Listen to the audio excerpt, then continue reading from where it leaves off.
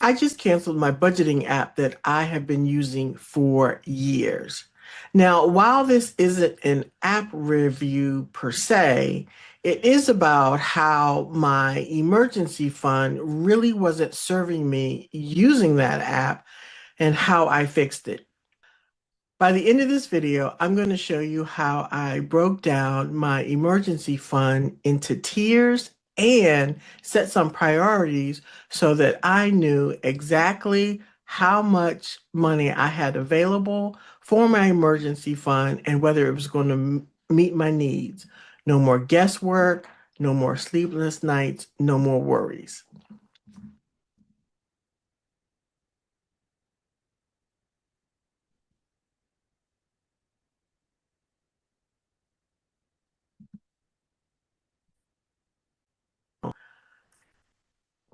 Hi, I'm Terry M. Lee, and welcome to my channel that's all about personal finance and investing. If you're new here, be sure to subscribe and hit the notification button so you don't miss out on any upcoming videos. So now let's dive in. First, what happened and why I left my old budgeting app. I was using You Need a Budget, or YNAB as it's commonly called, to do my budgeting. It's where I started. It was different than many of the other budgeting apps that are on the market where they look at your transactions prior or the previous month, and then you set the budget for the month that you're in. But YNAB and the one I'm about to tell you about are focused on zero-based budgeting. And the difference is it's very similar to the envelope system in which every dollar has a purpose. You're putting it to work for you. So one of the reasons I um, decided to change was because while YNAB taught me a lot about budgeting using the zero-based budgeting method, it had sort of fallen behind and was charging more money for features that had been long requested. So I just stayed with it because it was familiar. And then I decided to ask AI, hey, what else is out there? Do a price comparison. What do other people use? What do they recommend? And that's how I stumbled upon Zerosum. It's a newer app. It isn't fully mobile. There's an iPhone app, but not Android as of this recording.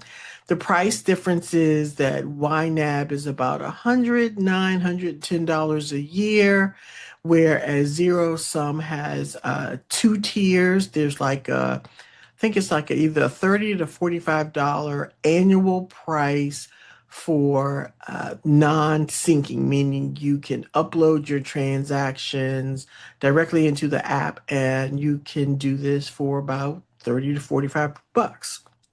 The $75 annual price is for syncing and some other features.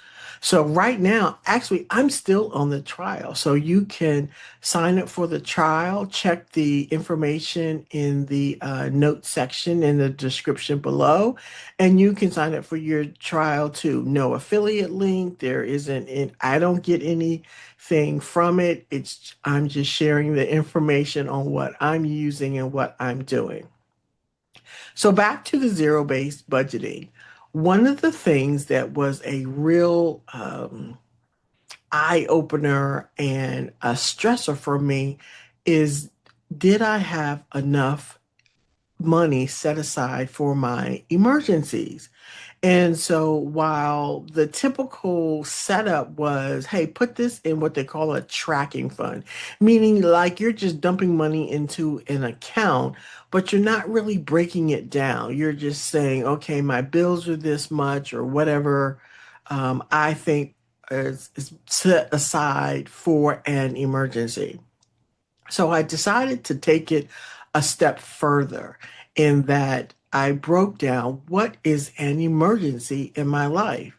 Well, for most people, that's loss of income. You can't work for whatever reason. I don't care if you're sick or you have a job loss, whatever. So if you suddenly lost your income, what would be like that. Oh my goodness, these have to get paid without a doubt. And that's where my tier system that I'm going to show you in a bit comes into play. And so that helped me to set aside some money. And additionally, other things that can come up as an emergency might be, besides job loss, are car repairs, house repairs, that you just didn't see coming. Now, I'm not talking about, hey, oh, the fridge is 10, 15 years old and we know eventually it's going to die. That's not an emergency. You can put that in as a planned category or item to say, hey, eventually I'm going to have to replace that. That's your inevitables. Your eventually this is going to happen. It doesn't necessarily have a date. And we all have them, whether it's car repairs, house repairs, whatever. So that's how I broke down my budgeting. And so once I was able to set this money aside or assign it to these categories, then I was able to see where I really stood. And honestly, it brought me a lot of peace, even if I was short or hadn't fully funded what the category or the criteria was. So, enough theory. Let's jump into exactly what that looks like. Okay, now I am showing you just a piece of what zero sum looks like. And I haven't even finished setting up all my emergency fund configuration, but I want to show you what's here. So my main group, if you will, is called emergency fund.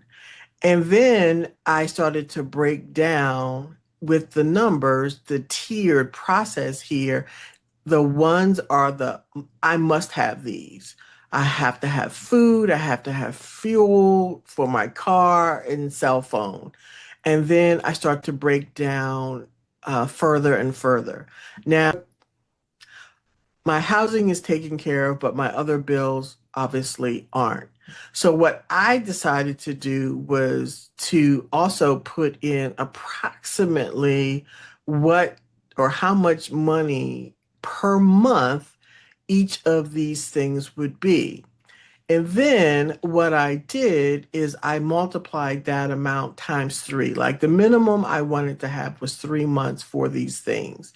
And you can see that almost uh, nothing is fully um, achieved right now except for the dental insurance because it's a low amount, and I haven't added in a couple of other accounts that I have for my emergency fund or allotted for the emergency fund to divvy up the additional money right now. So right now this is what's in one of my accounts, and so I broke it down this way. So as I create my categories, as they're called over here, I can come over to each one and set what my goal is. How much is the minimum or whatever I'm trying to reach? So I said I'm trying to at least get 3 months for everything that I consider an emergency.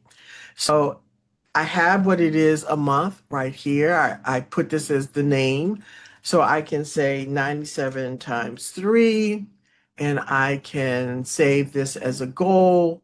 And then whatever is in my account that I have, or several accounts, then I can divvy up how much of that money I have or that I'm going to put towards it. And so if the price changes in here, then I would come in here, update the price per month, or if it even reduces, and then I can move that money around. And so at least with this method, then I can say, oh, I've got at least a month, month and a half with this one account. I haven't added in my other accounts, but right now I have at least a month, month and a half for some of my emergencies. And so if I can get through at least my must-haves. And I know for some people that might say, hey, what about your insurance, your car insurance? Some of these things, aren't they must-have? Well, if I absolutely, I mean, dire times, didn't have health insurance, I can still eat, I can still get around. So I might actually change my car insurance to be a one because I don't want to be without car insurance. But again, it's all subjective. It's all in how I decide to make it and define it. And this method versus the tracking method of just putting some lump sum of money into account and then saying, is that enough? I don't know. What are my life emergencies that would really throw a monkey wrench in in my ability to survive? And the more months, obviously, I can do this, the better and the safer I feel, and I can sleep better. So, a couple of things. I would love to hear back from you. Are you using any zero-based budgeting? Have you set up an emergency fund? Is there something that you would like to hear more on? And would you like to know more about zero sum or see more videos about zero sum budgeting? I am using this for personal and business. Yes, you can do it for business. And while the focus in this video has been about emergency fund, what it allows me to do is to plan and forecast ahead for other expenses. So whether it doesn't have to be as big as, oh, the vacation we want to take next year, or Christmas is upcoming and we want to have this money set aside or whatever. It's the little everyday things. Oh, well, right now it's back to school. But imagine if I had started back in January saying, hey, we know that the kids are going to grow. Let's start setting up some extra money, putting it aside for the back to school supplies, their school clothes, and on, those kind of things. $5 and $10 here starts to add up over time. So even if you don't have everything for your goal for that expense, that you have defined for your life and your family, that you at least have something and you're not just putting it on credit cards, getting into debt, and that you can sleep easier and plan better and have forecasting and know that, hey, I've got this money set aside and I'm not just blowing it. And you can put in your blow money, fund money, all those other kind of things. So definitely check out the descriptions below. I also have a more detailed write up in my newsletter on the prompts I use to do my research for the application Zero Sum. And I would love to hear back from you and let me know where you are in your budgeting forecasting world.